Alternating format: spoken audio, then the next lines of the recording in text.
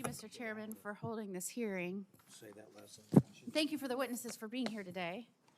I think this is one of the most pressing issues facing our country, and it is the most pressing issue facing our country because of what we saw over the last 4 years. On a conservative estimate under the last administration, 11 million people flooded, I would argue, were pushed into our country, sometimes done on a quota system under the Biden administration. Some estimates have it up to 20 million. Many of those didn't even come through checkpoints. They just came across without any sort of checking in, without any sort of claiming, without any sort of process, and many, many, many of those had criminal histories before they even got here. And I know this was a hard question to answer, but it should be an easy one. Mr. Ellison, you are the Attorney General of the state of Minnesota. I'm not a, what question is that, Senator? You're the Attorney General of the state of Minnesota. I of course am, obviously. That's, Well, I was introduced that way. You didn't answer Senator Hawley, so I'm just trying to get that on the record. I will easily answer. Not only am I the newest United States Senator, I was the Attorney General for the state of Florida. Easy answer. We'll start there. So I'm going to take us back to 2021 when Biden reversed precedent of Democrat and Republican presidents going back in modern history and changed whether or not they were going to deport people here illegally that had committed felonies. Do you remember when that executive order came out where they said very specifically they were changing whether or not they would be deporting people here illegally committing felonies? Do you remember that? I cannot say I have a tight recollection of that. I remember it because I was the Attorney General, which is often referred to as the top cop or the top law enforcement official or prosecutor in a state. I remember it because I was desperately getting calls from sheriffs around my state saying, I have somebody in here for burglary or drug trafficking, whatever. They are canceling detainers. Do you remember anybody coming to you and saying they're canceling detainers? I remember we had a robust conversation around a range of issues, and what we did is evaluated Minnesota law and shared that information. And what I mean by that is under the Biden administration, Mayorkas and everybody that was working on immigration started systematically breaking down the border.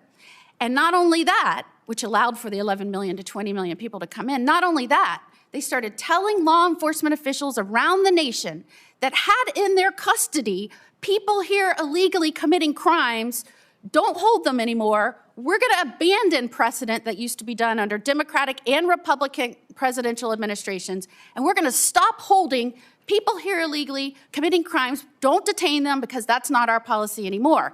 So what did I do as the top law enforcement official in the state of Florida, as the Attorney General? I sued the Biden administration immediately and fought back because my law enforcement officials had the trust in me that I would fight for the safety of our communities. It just came out recently after we had to bear the absolute devastation to this country as it related to immigration and crimes in our community under the Biden administration, that the Trump administration said that we have gotten out of your state tens of thousands of people here illegally with criminal backgrounds. Is that a good thing or a bad thing? I'm sorry, are you asking me if committing crimes is a bad thing? Answer is yes. Trump administration said they have removed from your state 10,000 people that were here illegally that had criminal backgrounds. Is that a good thing or a bad thing? If you're asking me are you asking me to rely on what the Trump administration has said? Assume it is true, because I think you're going to debate me on this.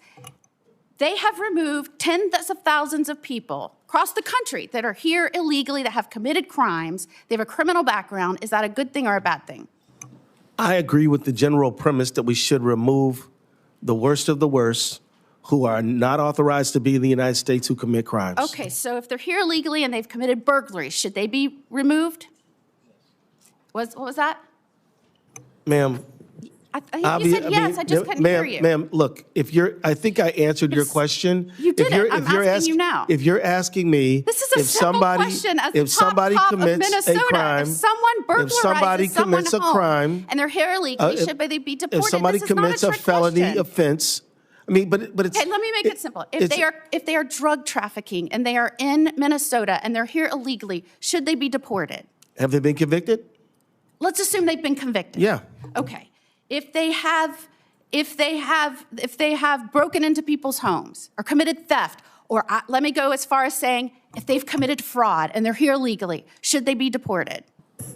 Have they been convicted? If they are in the process and they have a background of a criminal conviction for any crime, should they be deported? People who have been convicted and are not authorized to be in the country should be removed. Okay, if they've been convicted and they have an application in process or they've claimed asylum, should they be removed? Don't we need to find, If they have a criminal conviction for fraud and they're here Yes. illegally, or they have a process pending, should they be removed? If they have a criminal conviction for felony fraud and they're unauthorized to be in the country, they should be removed. So do you think it would shock the federal government when in January of 2026, you said, and I quote, we're not going to help the Trump administration. We're not going to devote the resources of our state to help the Trump administration. That's not our business. We're not going to help them. We're not going to do their bidding. I'm glad you asked me. Hold on. Do you think it would surprise an administration who's trying to go back and rid communities of people here illegally that are committing crimes to have the top law enforcement officer of the state said, we're not going to help them?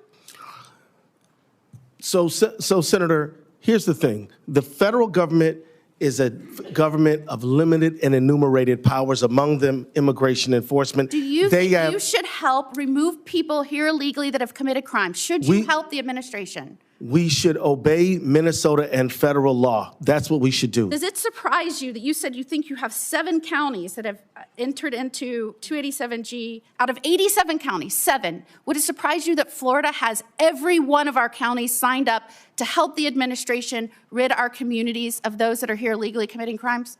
It would neither surprise me or not surprise me. Does it surprise you that states you're are having different. all of these problems in Minnesota because you have a top cop that won't help rid its community of those here illegally committing crimes? You know what? It's a tale of 2 states, a tale of 2 attorney generals, and how this is all playing out. It should surprise no one in this country. And in fact, let me go a step further. It should surprise no one in this country that the problems that we have had in your state as a result of a top cop not working with law enforcement to make its community safe and rid people here committing crimes, that you're seeing what has played out. And let me just say, that's actually wrong. That's actually quite wrong. You cannot have an attorney general certainly disagree with that. Post pictures supporting Antifa with an expectation you are going to have a civilized, stable, safe community that works with federal law enforcement to deport criminals here illegally committing crime. That is a joke.